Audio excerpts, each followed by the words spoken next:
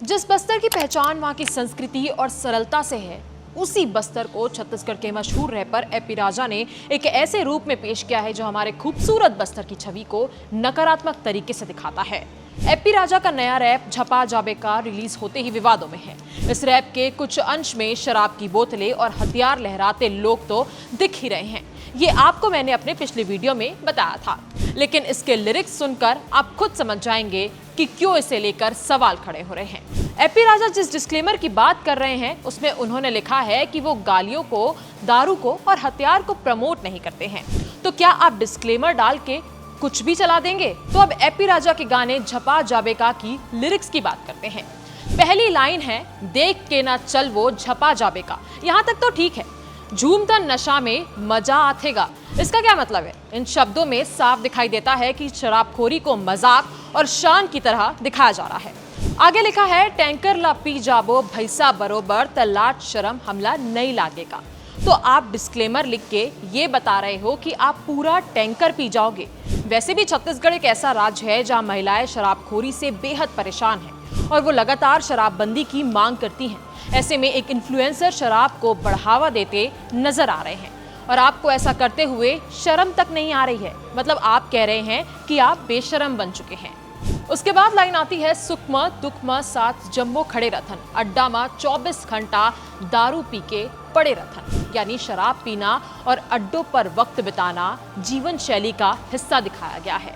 इस गाने में एक और लाइन है, बिना बात के लगना नहीं खोद देबो, सरक गे मुड़ी तस समान सीधे गोप देबो।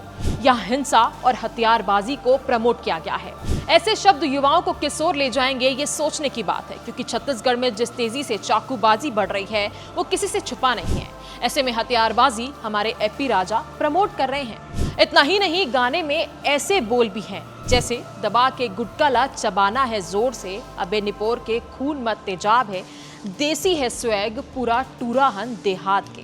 यहाँ गुटखा खाने की आदत को गर्व की तरह पेश किया गया है और युवाओं में गलत स्वैग का संदेश दिया गया है। एक और लाइन कहती है कि कोनो खौफ नहीं है लइका शिकारी हन, हमन बचपन ले शुद्ध मांसाहारी हन। यहाँ शिकार और खौफ रहित जीवन शैली को ग्लैमराइज किया जा रहा है। वीडियो में शराब की बोतलें और हथियार लहराते दृश्य भी साफ तौर पर गन कल्चर को बढ़ावा देते हैं। वैसे भी छत्तीसगढ़ में दिन ब दिन अपराध बढ़ते ही जा रहे हैं। ऐसे में इस तरह के विवादित रैप सॉन्ग बनाना, और वो भी छत्तीसगढ़ के चर्चित चेहरे एपी राजा के द्वारा, जिनको छत्तीसगढ़ के कई युवा वर्ग फॉलो करते हैं, तो क्या सही है? बस्तर एक ऐसा क्षेत्र है जहां लोक नृत्य से मेहमानों का स्वागत किया जाता है। उसी बस्तर को लेकर एपी राजा कह रहे हैं कि वो दारू से स्वागत करेंगे। बस्तर में नक्सलवाद आखिरी सांस ले रहा है।